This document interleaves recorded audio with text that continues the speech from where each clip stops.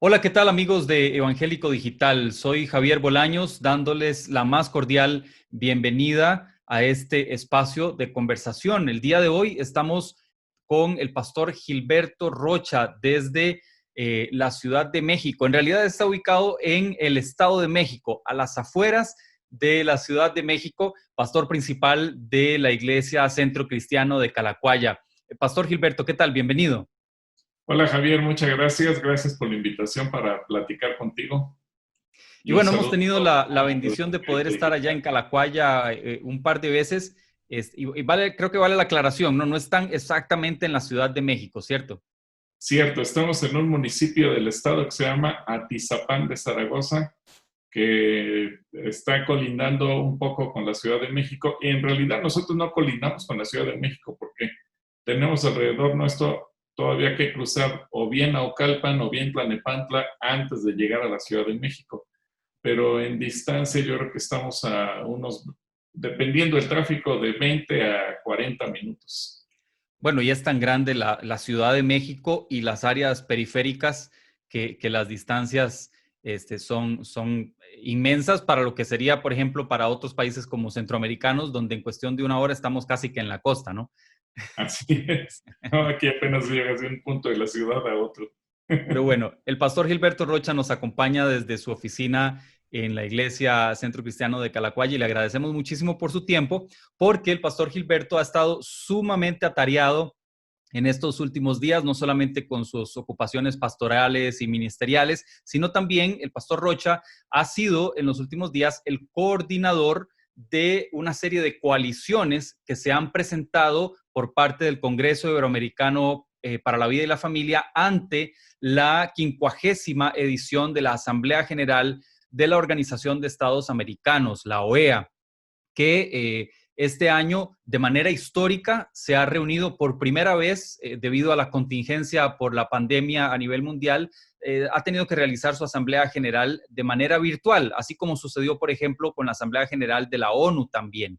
Y bueno, queríamos invitar al pastor Rocha para conversar un poco acerca de este trabajo ya por tercer año consecutivo que el Congreso Iberoamericano por la Vida y la Familia presenta esta serie de coaliciones que, digamos que dan la cara, sobre todo en representatividad a nivel de la iglesia evangélica, en la defensa de la vida, de la familia, y este año también ha tenido un realce particular el tema de la libertad religiosa. Pero, pastor, quería que usted nos explicara más en detalle un poco los pormenores de todo el trabajo que se ha realizado durante esta semana ante la OEA.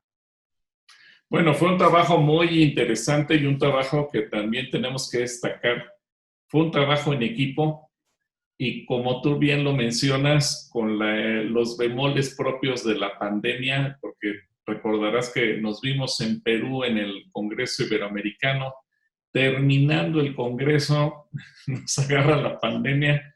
En particular, yo sufrí el hecho de quedarme junto con no solo mi familia, sino con parte del equipo pastoral de Calacuaya atrapados en Perú. Uh -huh. Y desde ahí ya no pudimos vernos, se vinieron para abajo muchos planes. Uh -huh. De hecho, en medio de esta situación se hizo complicado porque muchos pastores y líderes perdieron a sus equipos de trabajo por una razón o por otra. Y obviamente el poder compactar otra vez a todas las iglesias, a todas las organizaciones, volver a cumplir con todos los requisitos legales que te pide la OEA de documentación, pues obviamente tuvo un mayor grado de dificultad. Hace rato, antes de entrar a la entrevista, te decía que decidimos en Calacuaya volver a la actividad normal de tiempo completo en oficinas desde prácticamente el mes de agosto. Pero en parte lo que nos obligó a tomar esta medida era que teníamos el compromiso de la OEA. Y no es lo mismo trabajar en casa con medios recursos que venirte a la oficina donde está todo el equipo, Claro. donde, por ejemplo, Aldo Beltrán, que debo reconocer su labor en este trabajo, estábamos juntos revisando documentos y demás, y poder contactar a todas las organizaciones a las que reconozco su entrega, su labor en todos los países, y gracias a Dios por la vida de cada uno de los responsables de las organizaciones porque mandaron en tiempo y en forma toda la documentación y pudimos volver a armar las 5 coaliciones. Fue muy estresante, claro que sí, porque quiero platicarle a todos nuestros amigos que nos ven que llegó un momento en el que humanamente parecía imposible armar siquiera una coalición, porque no teníamos la documentación de todos. ¿Qué requisitos hay que cumplir para poder formar estas coaliciones? Y expliquémosle tal vez a las personas que no están muy empapados de cómo es el accionar. Básicamente, estas coaliciones se presentan durante el día previo a la inauguración de la Asamblea General de la OEA, durante un foro que tiene la Organización Interamericana con la sociedad civil, ¿no? Sí, exactamente, pero una coalición tú la tienes que armar y por lo menos un mes antes, el 20 de septiembre, venció nuestra fecha límite para entregar nosotros armado nuestras coaliciones. Pero para ello voy a suponer que tú tienes una asociación civil, una organización no gubernamental, una organización de la sociedad civil, dependiendo del nombre que recibe en cada país nuestro. Claro, en cada Entonces, país es diferente. cada país es diferente y puede tener sus propias leyes y sus propias reglas. Entonces, suponiendo que son, así le llaman ellos, organizaciones de la sociedad civil, asociación civil, sociedad civil, institución de asistencia privada, como sea que se llame. El requisito número 1 es juntar por lo menos 10 asociaciones y que esas 10 asociaciones representen a países de por lo menos 3 de los 4 sectores en que está dividido el continente. América del Norte, América Central, América del Sur y Caribe. Entonces, lo que nos obliga a la OEA es que las coaliciones por lo menos representemos a 3 de 4. Y gracias a Dios que no han sido 4 de 4 porque el Caribe todavía lo tenemos un poquito medio flojo por ahí, no hemos tenido muchas organizaciones del Caribe, pero hemos tenido de América del Norte, del Centro y del Sur. Ahora, del norte están Canadá, Estados Unidos y México. Realmente de Estados Unidos creo que tenemos un par de organizaciones, el resto vienen de México para cubrir América del Norte. América del Sur está plenamente cubierto entre Argentina, Paraguay, Uruguay, Colombia, ahí no tenemos problema, ahí tenemos bastantes organizaciones, Perú, obviamente, y creo que es la parte del continente más fuerte porque tenemos de todo. Incluso hasta el año pasado teníamos un bloque de cerca de 30 organizaciones de Brasil. Este año, salvo una organización brasileira, el resto, tal vez por la dificultad del idioma que no nos dimos a entender, no comprendieron, decidieron no participar. Ellos pensaron que tenían que viajar a Washington y dijeron, no, este año no cuenten con nosotros. Y claro, eso puso a tambalear muchas organizaciones. Pastor, y básicamente, ¿qué tipo de organizaciones fueron las que participaron este año dentro de las coaliciones del Congreso por la Vida y la Familia? ¿De qué clase de asociaciones, organizaciones estamos hablando? Pues prácticamente participaron de organizaciones, obviamente algunas de índole de ayuda social, espiritual, y son las que le dan orden a la coalición del Congreso Iberoamericano. Porque ahí el nombre que le damos es Congreso Evangélico Iberoamericano. Entonces ahí no podemos negar nuestro origen, ¿verdad? Que somos evangélicos, que somos creyentes, y porque el mismo nombre nos delata. Claro. Si tú pones organización civil, Jesús es el Rey, pues no puedes negar que somos creyentes, ¿verdad? Claro. Pero así hay muchas organizaciones que tienen un nombre parecido. Por eso es la organización más fuerte o la coalición más fuerte, porque la mayor parte de los pastores e iglesias, cuando creamos una asociación, regularmente le ponemos un nombre que exalte al Señor. Claro, claro. Pero luego tenemos también organizaciones que conforman escuelas, institutos académicos, etcétera, y son los que le dan vida a la coalición de por la educación, es coalición por la educación y cultura. Entonces, esa coalición pues prácticamente está conformada por ese tipo de instituciones. Y luego tenemos instituciones que son de nombres más neutros. Por ejemplo, tenemos una coalición que se llama de Mujeres Increíbles y otras coaliciones que están hablando de por un futuro sustentable, que tal vez no te dicen exactamente a qué se dedican o qué hacen. Y es ahí donde le damos cabida a las otras 3 coaliciones de construir nuevos horizontes, etcétera, etcétera. Y eso te da oportunidad de entrar, y fue lo que logramos, entrar con 5 coaliciones tocando 5 temas diferentes. Pastor, bueno, para seguir adelante entonces con lo que ocurrió. Primero hubo una reunión con el secretario general de la OEA, el señor Luis Almagro. Si no me equivoco, fue el viernes, ¿no? El viernes anterior a ya propiamente la semana de la OEA. Y fue una buena ocasión también para, digamos, comenzar a sentir un poco el pálpito, ¿no? De la OEA, de los embajadores, del señor Almagro, de percibir un poco cuál es el ambiente de la defensa de la vida y la familia dentro de la OEA. Y entiendo que incluso el señor Almagro en esa reunión tuvo algunas manifestaciones positivas hacia, por ejemplo, la importancia de la familia en el seno de la sociedad. ¿Es así? Así es. Sí, fue una reunión que se organizó en conjunto con otras organizaciones pro vida y pro familia, y eso nos permitió entonces, primero, hacernos presente con el señor Almagro y con algunos embajadores que también tenemos ubicados que son pro vida y pro familia, y decirles, aquí estamos, porque creo que un error que habíamos cometido como iglesia es quedarnos callados, no decir nada, que no sepan quiénes somos.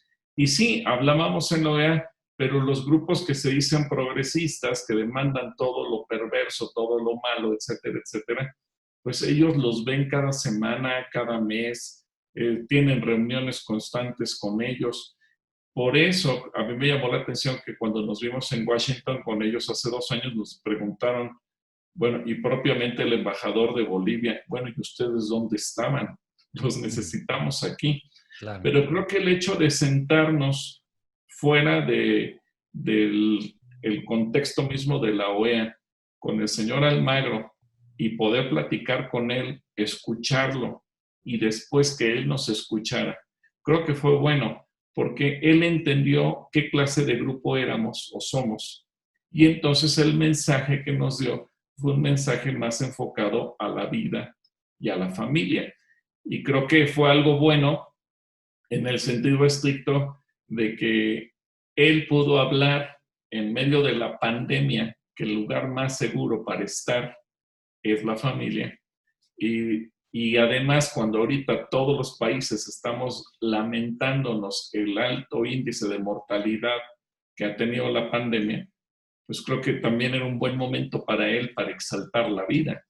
Entonces, Claro. no era un momento para hablar de otra cosa. Sí. Y eso, de alguna manera, creo que jugó a nuestro favor, porque a los pocos días tenemos el encuentro y tenemos una mayoría de voceros pro vida. Claro. Déjeme decirte que, por ejemplo, los voceros que iban en contra de la vida o los que se dicen progresistas que demandan todo lo perverso. Pro aborto. Pro aborto, pro uniones del mismo sexo, pro prostitución, etcétera, etcétera. Pues gracias a Dios, ni fueron claros en sus mensajes, no los pudieron dar completos. Fue un poco ambiguo, ¿no? El El discurso de ellos fue un poco, no fue tan contundente como el mensaje pro vida, ¿no? Y pro familia. Exacto, eso es correcto. No fue contundente su mensaje, fue muy difuso, de alguna manera como que ellos mismos no sabían qué querían decir o qué hacer.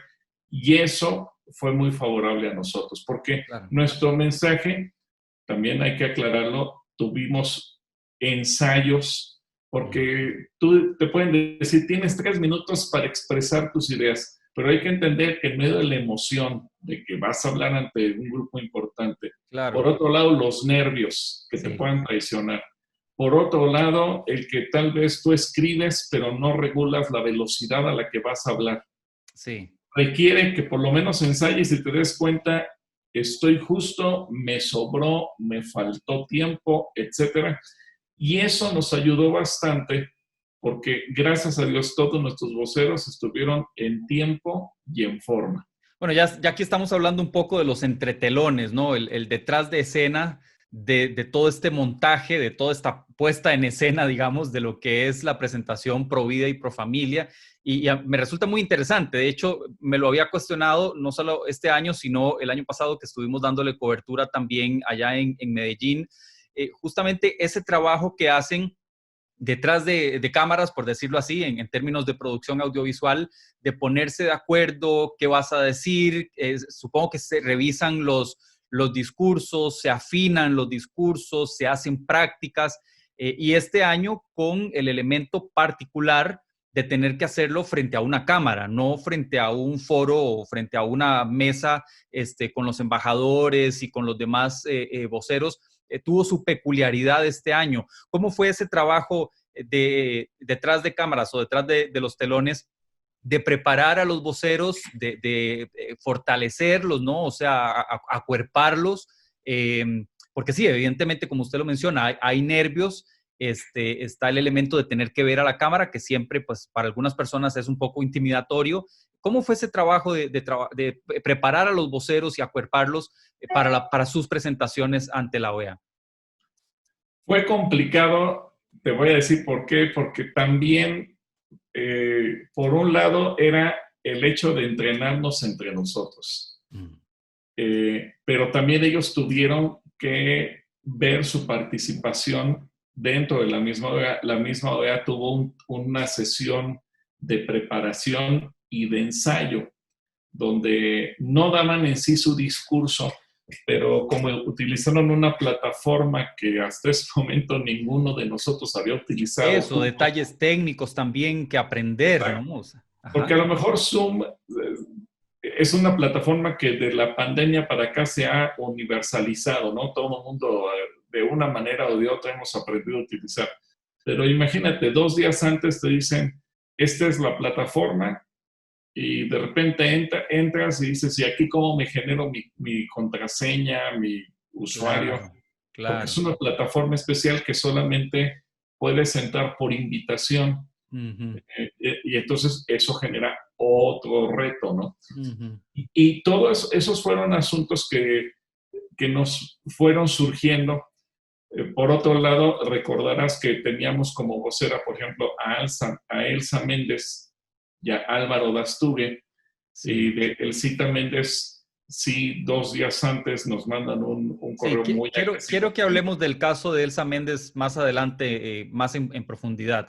Ok, Igual lo reportamos en Evangélico Digital, lo que sucedió con ella, la censura, ¿no? Que la vetaron, pero lo podemos hablar más adelante. ¿Qué pasó con Álvaro Dastugue? bueno, en el caso también, que serían 2 horas, hora y media antes de que comenzara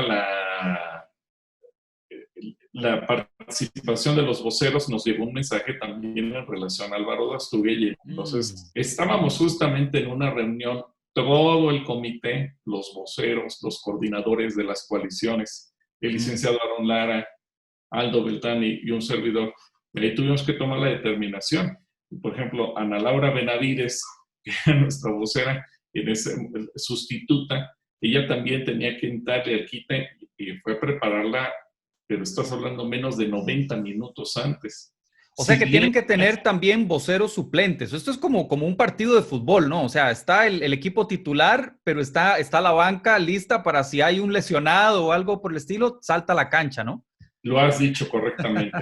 Qué En el caso de interesante. Tita, bueno, teníamos un par de días, pero en el caso de Álvaro, tuvimos 90 minutos. Así que tú tienes tu alineación, la que anuncia el director técnico, pero justamente al entrar a la cancha, uno de tus jugadores se te lesionó. Entonces tienes que cambiar la estrategia, ¿no? Pero gracias a Dios que estaban preparados, y fue preparar de emergencia tanto a Mirta Cocinero de Argentina para que pudiera entrarle. Por ejemplo, déjame decirte, ni Ana Laura ni Mirta tenían cuentas de la plataforma de la OEA, porque Oh, como Dios. entraron posterior al ensayo, pues Ujú. todavía se complicó más. Y bien, oramos con ellas y les pasamos el discurso, que lo vieran, que lo aprendieran, que lo se lo memorizaran para los 3 minutos, etcétera, etcétera. Pero finalmente la presión también para ellas era de que Claro, le entras y no tuviste quizás como los otros voceros un mes claro, para para irte prepararse, preparándote incluso ensayarlo. mentalmente, ¿no? Lo que voy a decir, cómo lo voy a decir. No, Claro, aquí fue claro. todo de emergencia. Sí, sí, sí, sí. Nosotros, nunca nos había pasado eso, ¿no? Que tuviéramos que meter un vocero de emergencia. Ujú. Si bien lo teníamos en el radar, ¿qué pasaría si por alguna razón fulano o sutano no puede? La verdad es que nunca nos había pasado eso.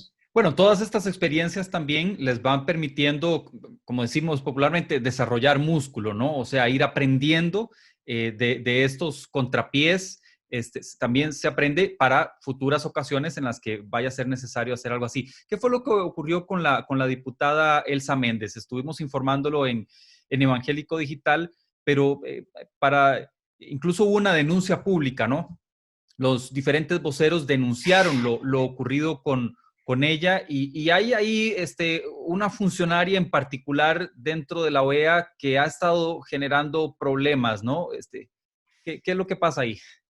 Bueno, mira, aquí ocurrió algo. Elsa, como tú lo sabes y la gente de Evangélico Digital se ha enterado, ha sido una mujer extraordinaria que ha presentado una lucha a favor de la vida y la familia. Incluso ha recibido amenazas de muerte, ha recibido ataques de todo Ella tipo, es juicios diputada políticos. mexicana por el estado Querétaro. de Querétaro. Ajá. Ella es diputada local por el estado de Querétaro. Pero aunque es una diputada local, no es una diputada menor. Te aseguro que es más conocida Elsa siendo una diputada de un pequeño estado de la República que muchos diputados federales que están a nivel país. Claro. Por una razón, porque ella ha sido una mujer que ha defendido con toda convicción la vida y la familia. Uh-huh. Así pues, ella ha tenido, si bien no confrontaciones directas de manera personal, pero sí los grupos radicales que se dicen progresistas la odian y son los que la han amenazado a muerte. Ahora, cabe mencionar algo. Después que ella tuvo su participación en la sesión de ensayo de la OEA, en esa plataforma de CUDO, venía un hombre que se hace pasar por mujer representando a uno de esos grupos. Esa persona es un mexicano. Él conoce perfectamente bien a Elsa. Él sabe quién es ella, porque es parte de esos grupos que la odian literalmente y le han hecho amenazas de muerte.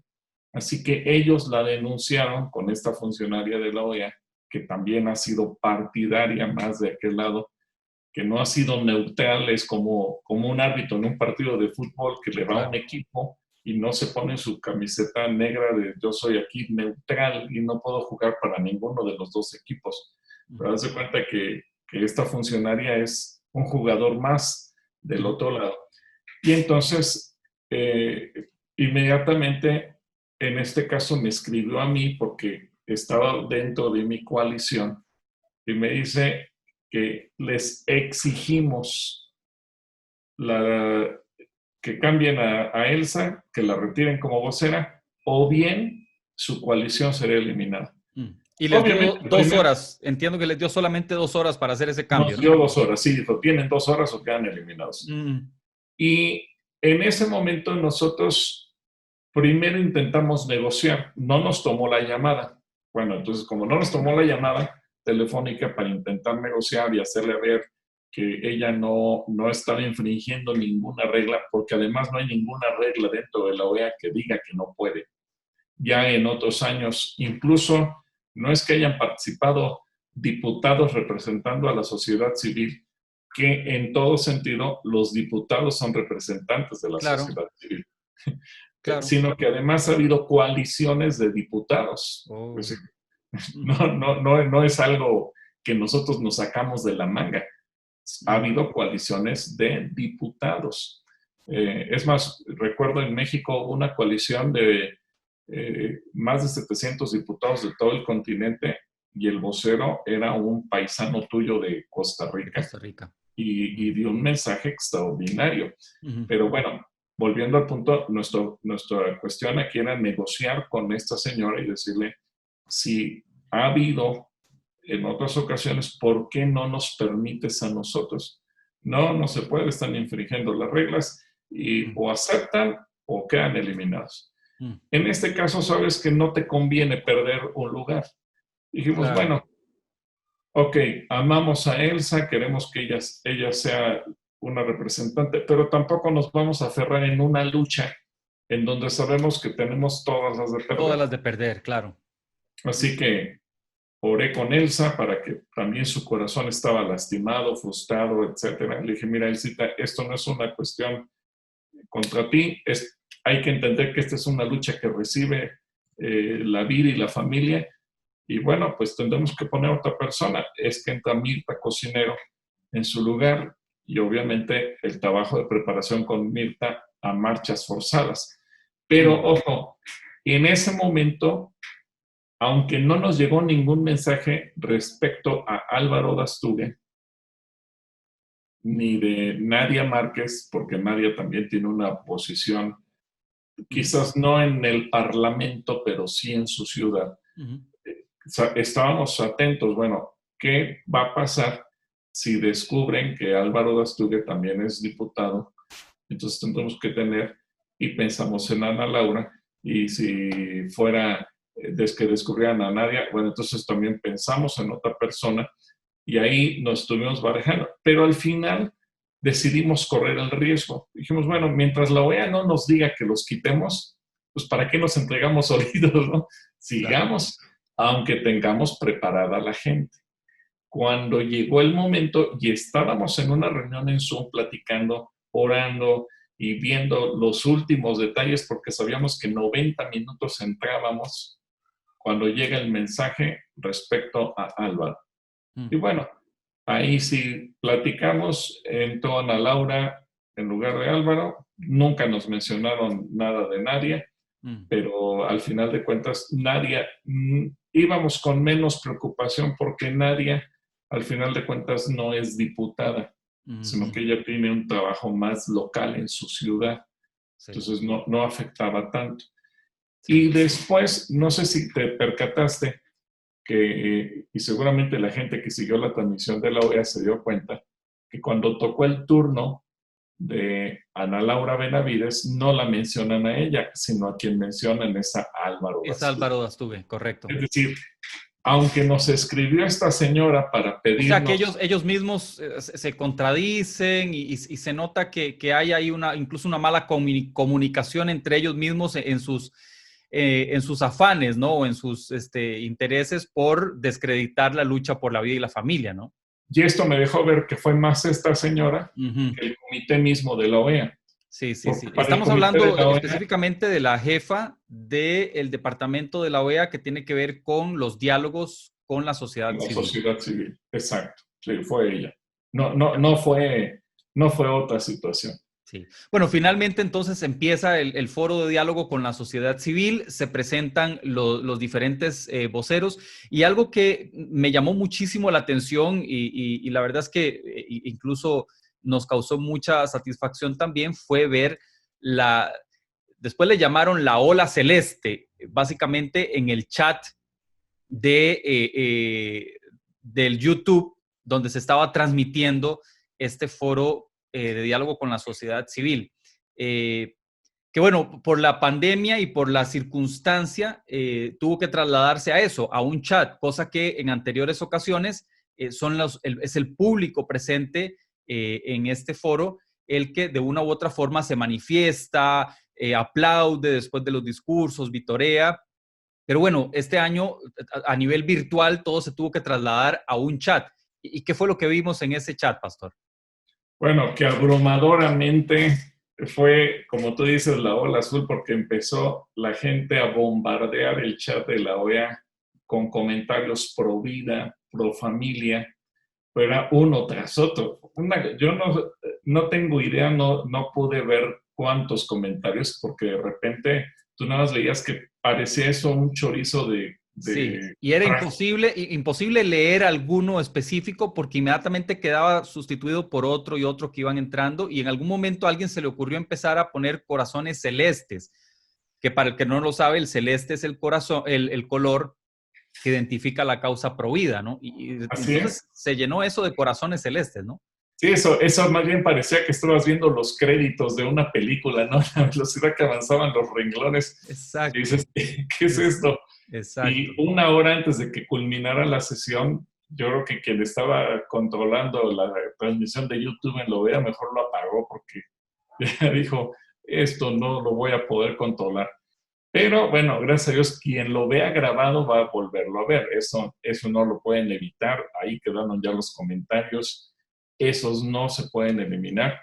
Y gracias a Dios que también los grupos que se dicen progresistas no llenaron de comentarios. Sí hubo uno que otro, pero realmente fueron mínimos y que se vieron opacados por los mensajes pro vida. A diferencia, como tú bien refieres, que estando en las instalaciones de la OEA, pues te llevas insultos, descréditos y todo tipo de improperios que la gente lanza en contra de los que vamos a defender la vida y la familia.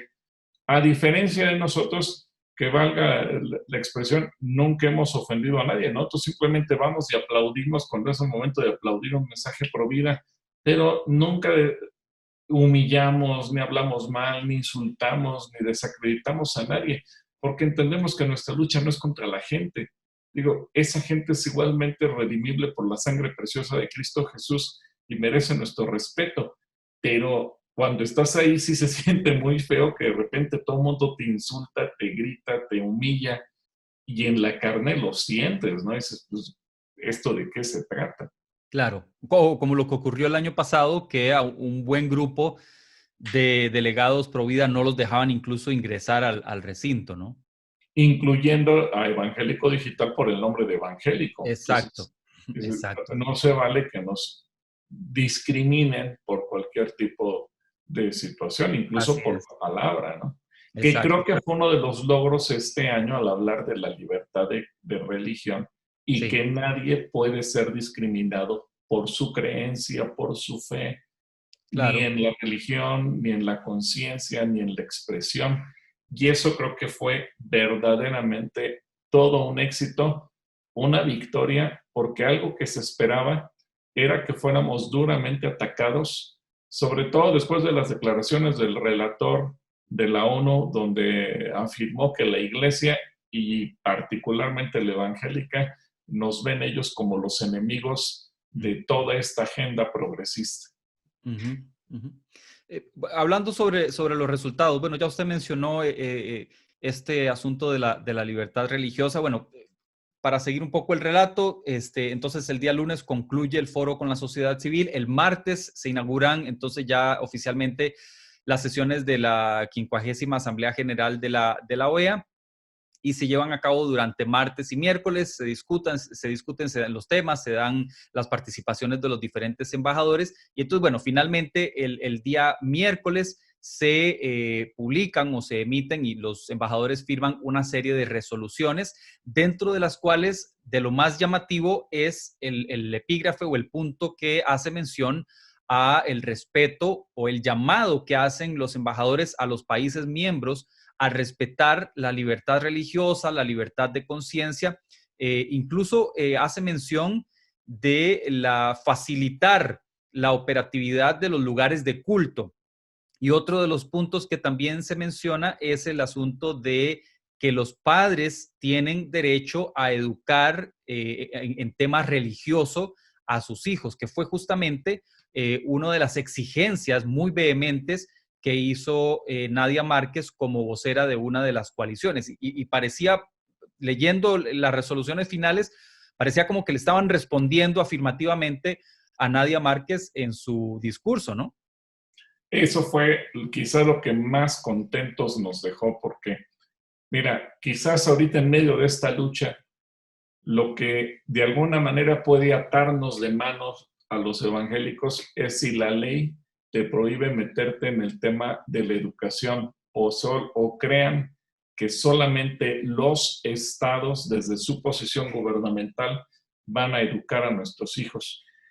Y creo que este punto nos viene a dar no solamente un poco de oxígeno, sino yo creo que muchísimo oxígeno a la iglesia, porque muchos países dentro de este ámbito le dan a la iglesia la facultad de tener escuelas o colegios.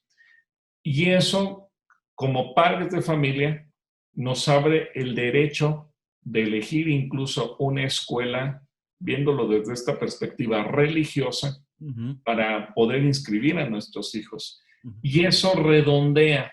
Y de alguna manera dices, bueno, si los estados van a tratar de meterse a un tema tan delicado como es la sexualidad para imponer una ideología de género, creo que esto nos da también a nosotros las estrategias para poder conformar un sistema educativo interamericano entre iglesias y que de alguna manera nos ayuda a resolver esos conflictos y poder meter a nuestros hijos en el camino de los valores desde la perspectiva científica y desde la perspectiva académica.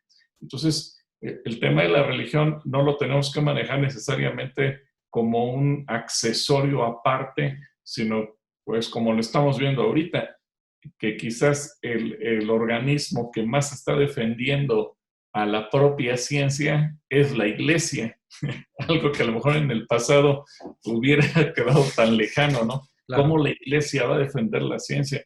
Bueno, hoy el defensor número uno de la ciencia es la iglesia. Entonces, creo que esto es uno de los grandes logros y yo agradezco a Dios porque realmente movió el corazón de los embajadores y de los representantes para tomar esta decisión que fue tan fundamental. Y como bien tú acotas, esto parecería una respuesta frontal a la declaración que hizo nuestra hermana Nadia, que dicho sea de paso, le puso una vehemencia extraordinaria a su mensaje. Así es, así es. Muy bien, pastor, para ir finalizando, ¿cuáles serían las principales enseñanzas entonces que deja la 50ª Asamblea General de la OEA a este movimiento que cada vez está tomando más fuerza, que cada vez está, creo que, creciendo más y tomando posesión importante de la defensa de la vida, de la familia, de la libertad religiosa en organismos internacionales como la OEA? Y sé que también parte de los objetivos es alcanzar a la ONU. ¿Cuáles serían las principales enseñanzas de lo ocurrido este año, pastor? Bueno, esto nos viene a ratificar que la OEA es un terreno conquistable para la iglesia. Mira, y aquí yo quiero llamar a los pastores, porque los pastores decimos, no, pero es que ese no es mi terreno es predicar el evangelio. Bueno, déjenme decirles que este tema de libertad religiosa nos atañe a todos. Y si nos quitan esa libertad, nuestro ministerio correría peligro. Gracias a un grupo de valientes que dijeron, yo le entro con mi organización y quiero estar ahí. A lo mejor no puedo mandar gente, pero pongo mi organización. Y muchos que estuvieron ahí y que le dedicaron estas 72 horas para estar pendiente de lo que se decía, etcétera, etcétera, hubo un resultado que ahora toda la iglesia tendremos que darle gracias a Dios. Sí, Señor, gracias porque se ratificó en nuestro continente un derecho que tú como periodista sabes bien, Javier, estábamos a nada de perder. Máximo por las últimas resoluciones de la propia ONU. Pero el hecho de que la OEA venga a ratificar esa libertad en nuestro continente y que además nos da todo tipo de libertades de conciencia y que no solamente va a afectar a nosotros como pastores o ministros de culto, sino que me llama la atención que dice que se reconoce el derecho de las personas actuando en forma individual o en comunidad de profesar una religión o creencias, y habla incluso del derecho de escoger líderes religiosos, clérigos, docentes, y que se tiene que respetar incluso nuestra libertad de derecho de conciencia. Ujú. Habla sobre Imagínate los lugares de culto también, si no me equivoco, ¿no? los Y lugares de aquí uno culto. puede también referenciar lo ocurrido recientemente en Chile, por ejemplo, que fue parte del discurso de Nadia Márquez, donde se incendian iglesias. Bueno, en Chile esto ha sido tremendo en estos días, el ataque frontal y directo en contra de las iglesias y de los lugares de culto en particular, pero la OEA menciona específicamente el respeto a los lugares de culto que... Exacto. Ujú. Porque nadie también exigió que la OEA tendría que estarse pronunciando en ese sentido. Claro. Pero imagínate también, hablando de la libertad de conciencia, ¿cuántos médicos en países donde ya se ha legalizado el aborto o la eutanasia, ahora pueden negarse a matar a una persona porque su libertad de conciencia Claro. les va a dar esa posibilidad? Y Ujú. aunque en el país no existe el derecho a la libertad, a la objeción de conciencia, el simple hecho que sea una resolución internacional firmada por todos los países de la OEA, ya en automático le da el derecho a todos los profesionales de la salud, por ejemplo, a hacerlo. O en el caso de México, y no sé ahorita cómo esté Costa Rica o otros estados en donde se empiezan a legalizar uniones del mismo sexo. ¿Qué pasa cuando un juez del registro civil puede también, por su conciencia, negarse a participar en ello, sin ser acusado de discriminador? ¿Por qué? Porque ahora tenemos una resolución internacional que nos da ese derecho, y conforme tenemos el derecho de creer, de actuar conforme a nuestra conciencia, nadie nos puede obligar a actuar a algo que va en contra de nuestras convicciones sin ser tachados de estar discriminando a nadie. Creo que se ganó demasiado, mucho más allá de lo que a simple vista podemos ver. Y creo que haciendo un análisis vamos a poder ir mucho más profundamente a revisar cada uno de estos puntos.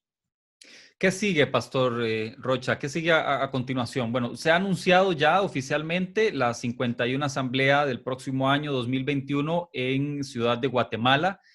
Pero ¿qué más sigue en cuanto a la lucha por la vida y la familia? La próxima semana hay un evento importante también en el tema de libertad religiosa que ya el Congreso Iberoamericano por la Vida y la Familia está organizando, ¿no?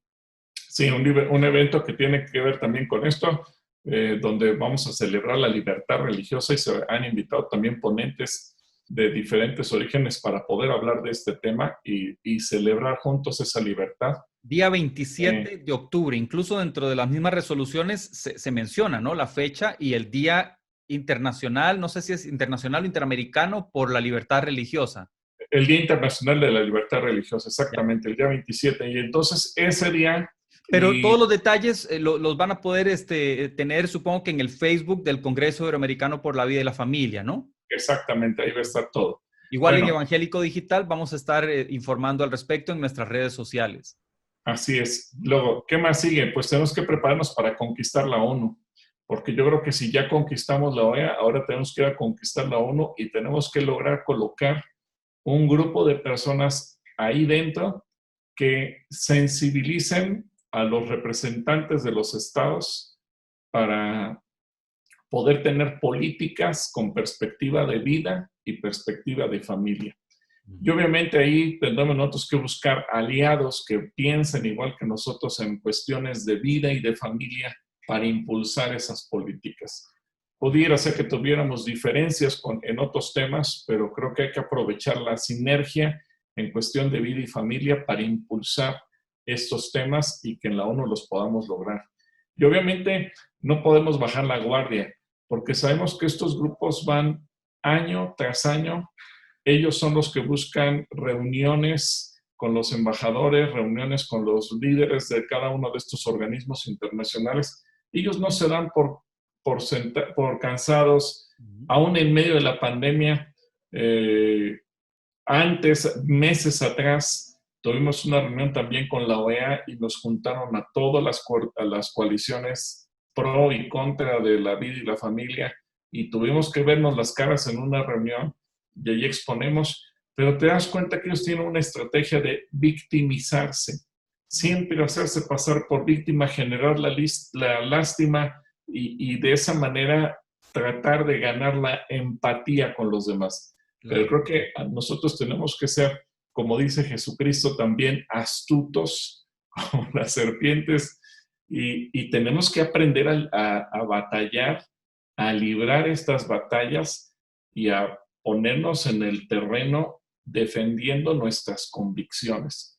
Nadie más va a venir a defender lo que nosotros creemos. Y creo que eso es de manera práctica lo que muchas veces vemos en los seminarios bíblicos, ¿no? La apología del evangelio. Bueno, esta es una manera práctica, no solamente en la iglesia, en una clase que yo le llamo apologética, sino ahora hay que hacerlo y ponerlo en práctica en el terreno en donde el evangelio es atacado. Perfecto, Pastor. Una vez más, felicitarlos por el trabajo realizado este año ante la OEA. La verdad es que ha sido impresionante todo lo que se ha logrado. Y bueno, también que cuenten con nuestras oraciones por lo que queda por delante. Pastor, no sé si quisiera agregar algo más a esta entrevista antes de despedirnos. Pues yo creo que lo que a mí me gustaría es animar que si hay pastores, iglesias, organizaciones, hermanos en la fe que tienen cualquier tipo de organización no gubernamental, organización de la sociedad civil que se quieran unir, creo que el próximo año podríamos buscar armar por lo menos una coalición más. Por ejemplo, yo tengo mucha carga por toda la trata de personas.